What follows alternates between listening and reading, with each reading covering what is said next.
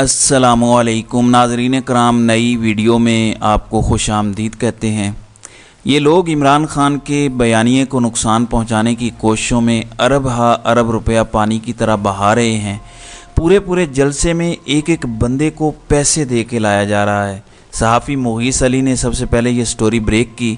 ख़वातीन एक टेंट के नीचे जा रही हैं और जलसे से पहले लाइनों में लगी हुई हैं और कुछ को पैसे और राशन वगैरह दिया जा रहा है। कुछ वीडियोज़ हैं जिसमें ख़ुद आपको पता चलेगा कि ख़ातून कह रही हैं कि हाँ हमें पैसे मिल जाएंगे, और एक साहिब कह रहे हैं कि आप 1200 ख़वातीन लेके आई हैं तो क्या पैसे मिल गए हैं।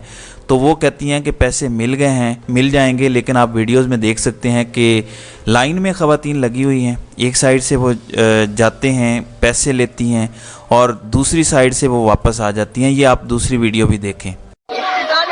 क्या हुआ है बाजी, क्या हुआ है? कोई गल नहीं है। नहीं आ साडे आप अच्छा 1200 औरतां ले आई हो तुसी, पैसे नहीं लभे? लभन के पैसे जी नाजरीन, ये जो ख़वातीन पहुंची हुई हैं, वाज़े तौर पर सुना जा सकता है कि वीडियो बनाने वाले ने पूछा कि 1200 ख़वातीन आप लेके आई हैं। वो कहती हैं जी। उन्होंने कहा जी पैसे नहीं लभे। उसने कहा जी लब जाएंगे तो तू बना ले वीडियो। तो इस तरीके से इमरान खान को आप कैसे काउंटर करेंगे? आप का मुकाबला जिस जनरेशन से है वो बहुत आगे निकल चुकी है। आप 1990 की सियासत में फंसे हुए हैं।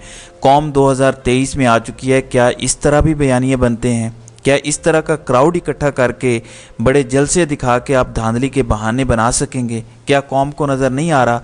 आपको पता है क्यों ये किया जा रहा है?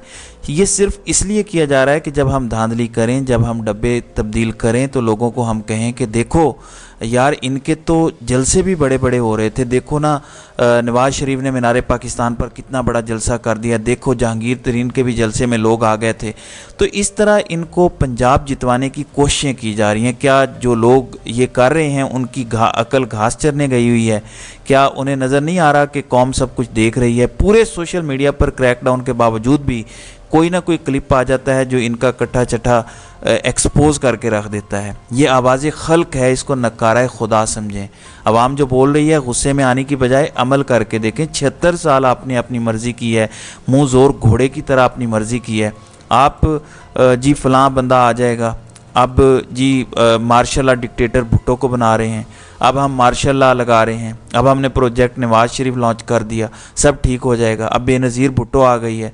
जब तक ये प्रोजेक्ट चलते रहेंगे मुल्क नहीं ठीक हो सकता। और अगर मुल्क ठीक करना ही मकसद नहीं है तो फिर तो हमें समझ आता है, अगर वाकई इस मुल्क को तबाह करने का फ़ैसला हो गया है फिर तो समझ आता है। लेकिन अगर किसी ने इस मुल्क को ठीक करना है और इतने से भी किसी की ख्वाहिश है तो अवाम की माने बगैर तो नहीं ठीक होगा। आप ज़रा देखें कि हम कितने बड़े ग़ुलाम बन चुके हैं। आप वीडियो में देख सकते हैं कि पुलिस रोक रही है जमात इस्लामी के लोगों को कि इसराइल के ख़िलाफ़ एहतजाज करने की इजाज़त नहीं है। जी हाँ, पाकिस्तान में नवाज़ शरीफ के ख़िलाफ़ और इसराइल के ख़िलाफ़ एहतजाज करने पर पाबंदी लगा दी गई है। ये दोनों पाकिस्तान की रेड लाइन करार दे दिए गए हैं। लेकिन यहूदी एजेंट इमरान खान है। फिर भी ज़रा इमेजिन करें कि इस तरह के बयानिए बना के ये सोचते हैं कि हम कौम को एक बार फिर बेवकूफ़ बना लेंगे और कोई ना कोई बयानिया खड़ा हो जाएगा जिस पर हम इलेक्शन में धांधली करके एक टूटा फूटा सा लंगड़ा लूला सेटअप बना के आवाम के सामने मुसल्लत कर देंगे। ये इस बार नहीं होना, इसलिए कोई बयानिया नहीं बन पा रहा।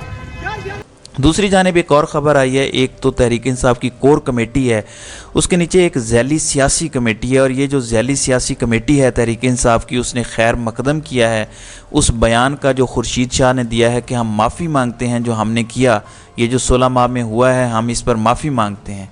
ये उन्होंने कहा है और इसका तहरीक इंसाफ की झैली कमेटी ने खैर मकदम किया है। ज़ाहिर कोर कमेटी का जब एलामिया आएगा तो ज़्यादा बात कंफर्म तब होगी, लेकिन ये बात सामने आई है और साथ ये कहा गया है कि इलेक्शन के मामलात में और ख़ास तौर पर तहरीक इंसाफ अपने बल्ले के निशान पर इलेक्शन लड़े। इस हवाले से इन सारी चीज़ों को अगर आप इकट्ठा कर लें तो तहरीक इंसाफ सियासी क़ुव्वतों से मिलने के लिए तैयार है और इसमें मुलाकातें करने के लिए आगे शेड्यूल का ऐलान भी किया जाएगा। सो अगर तो सिर्फ साफ शफाफ इलेक्शन जिसमें तमाम जमातों को हिस्सा लेने की इजाज़त हो अगर तो इस पर बात करनी है किसी ने तो ज़रूर करे, लेकिन अगर कोई ये कहे कि आप पहले से तय कर लें कि फ़लाँ फ़लाँ आपने करप्शन नहीं छेड़नी, आपने नैब को नहीं छेड़ना, आपने किसी की जो कत्ल गारत हुई है उस पर कोई कार्रवाई नहीं करनी, आपने ये नहीं करना, वो नहीं करना, फ़ॉरेन पॉलिसी आपने उनको बनाने देनी है जो 76 सालों से गलत पॉलिसियाँ बना रहे हैं, आपने दाखिली सतह पे ये नहीं करना, आपने हेल्थ कार्ड नहीं देना क्योंकि इससे नुकसान होता है पैसों का, और कौम को क्यों पैसा दें, पैसे तो इदारों को जाने चाहिए। अगर तो ऐसी शराइत हैं तो ऐसे इक़्तिदार का कोई फ़ायदा नहीं है। शर्त सिर्फ एक पे मुज़ाकरात हो सकते हैं कि हर जमात कहे कि फ्री एंड फेयर इलेक्शंस हों और तमाम जमातें उसमें हिस्सा लें। अगर इस पर मुज़ाकरात होते हैं वेल एंड गुड। जो ये जो कैट है ना बीच में, ये जो सबको नचाती है, उसकी गर्दन में घंटी बिलाखिर तो बांधनी पड़ेगी। अगर ये घंटी अवाम ने बांधी तो बड़ा ही मुश्किल और ख़तरनाक मरहला होगा, खून खराबा होने का भी ख़दशा है। ईरान में इनकलाब आ चुका है, हम सब देख चुके हैं। इससे पहले सियासी जमातों के पास एक तरीका होता है, इकट्ठी हो जाएं, मिल बैठें और तय कर लें कि बिल्ली के गले में घंटी हमने बांधनी है और दोबारा बिल्ली को दूध नहीं पीने देना। ये काम आपने कर लिया, हो सकता है अभी आपकी बारी ना आए, अभी इमरान खान आ जाए, हो सकता है अगले 5 साल भी ना आपकी बारी आए, लेकिन उसके बाद इन सियासी जमातों ने भी चलना है, मुल्क ने भी चलना है, सबकी बारियां आना शुरू हो जाएंगी। वैसे भी अगर सियासी जमातें गौर करें तो जब भी कोई इक़्तिदार में आया है वो गैर मकबूल हो जाता है। इमरान खान को अगर दोबारा इक़्तिदार मिल जाता है, इस कौम का आपको पता है इनको शॉर्ट टर्म मेमोरी लॉस का मसला है, ये पहले साल 2 साल में भूल जाएंगे क्योंकि जाहिर है मुश्किल फ़ैसले करने होंगे, महंगाई भी होगी, डॉलर भी कंट्रोल करना पड़ेगा, वो भी कुछ ऊपर जाएगा और फिर स्टेबल होगा, एक्सपोर्ट्स बढ़ाते बढ़ाते टाइम लग जाता है। ये सारे रिफॉर्म्स जो करने होंगे वो भी मुश्किल से होंगे, हड़तालें होंगी, बहुत कुछ होगा, आवाम फिर भूल जाएंगी जो जुल्म हुआ, अवाम फिर से नारे लगाना शुरू कर देंगे। तो सियासतदान इंतज़ार करते हैं और बिल्ली को दोबारा दूध पीने की इजाज़त नहीं देते, तो फिर ज़बरदस्त हो जाएगा मुल्क के लिए। लेकिन अगर अपने अपने ज़ाती मफादात के लिए अब तक डटे हुए हैं, क्योंकि देखें केसेस ख़त्म करवा लिए हैं, सब ने ख़त्म हो चुका, नैब का चेयरमैन 5 साल के लिए आ चुका, कोई भी उसे हटा नहीं सकता। इतना ताकतवर ये ओहदा है, जब तक किसी अदालत के जज को हटाने का तरीका फॉलो ना किया जाए, प्रॉपर उसके ऊपर रेफरेंस बनेगा, वो जुडिशल काउंसिल में जाएगा, फिर तरह तरह के उसके मामलात चलेंगे। काजी साहब को देख लें, हटाने की कोशिश की गई तो 2 साल तक वो केस लटका रहा और फिर क्लीन चिट मिल गई, यानी कि केस ही नहीं चल सकता, तो बड़ा मुश्किल है। तो नैब का चेयरमैन जिन्होंने लगाया है वो बहुत ऊपर वाले हैं, वैसे भी हिसाब अब नहीं हो सकता। ऐसे में सियासी जमातों को होश के नाखून लेने चाहिए।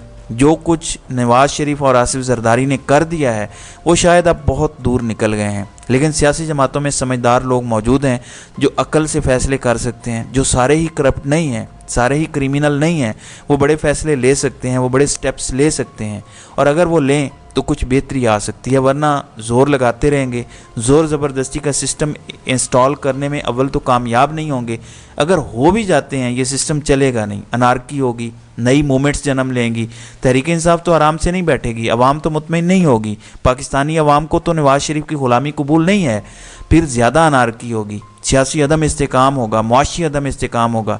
इस तबाही से बचने का एक ही तरीका है, हर इदारा अपने डोमेन में वापस चला जाए और मुल्क का मामा बनने की ख्वाहिश छोड़ दे। ये फैसले अवाम को करने दे कि इक़्तिदार किसके पास जाना है और किसके पास नहीं, क्योंकि जिस तरह की पॉलिसीज़ चल रही हैं, अगर हालात यही रहे तो इसराइल का नाम लेने पे यहाँ पे सज़ाएँ बाकायदा होना शुरू हो जाएंगी। अभी एहतजाज नहीं करने दे रहे, कल को नाम लेने पे आपको सज़ाएँ देना शुरू कर देंगे, क्योंकि ग़ुलामी जब कोई करता है उसकी कोई लिमिट नहीं होती, फिर आप नीचे से नीचे ही जाते हैं। पाकिस्तान ने ग़ुलामी कबूल कर लिया फ़िलहाल, और एक बड़ी तब्दीली के बगैर हम इस ग़ुलामी के चुंगल से नहीं निकल सकते।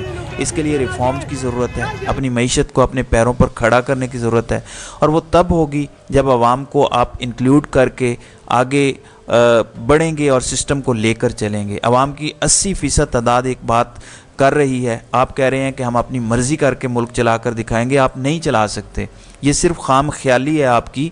होश करें, सारे ये जहांगीर तरीन, अलीम खान, परवेज़ खटक, नवाज शरीफ को ले आएँ, ये कुछ नहीं कर सकते। अवाम फैसला कर चुके हैं, अवाम को बेवकूफ़ मत समझें, अवाम की इतनी तौहीन मत करें, अवाम अपनी तौहीन का बदला लेंगे, फ़िलहाल वो बैलेट के ज़रिए लेंगे, लेकिन अगर बैलेट के ज़रिए भी ना लेने दिया गया तो फिर नेक्स्ट स्टेप बड़ा ख़तरनाक हो सकता है। हम आपको समझाने की कोशिश कर रहे हैं, शायद आपको हमारी बात समझ आ जाए। तो नाज़रीन इकराम, आपकी इस वीडियो के हवाले से क्या राय है, अब अपनी राय का इजहार कमेंट सेक्शन में ज़रूर कीजिएगा।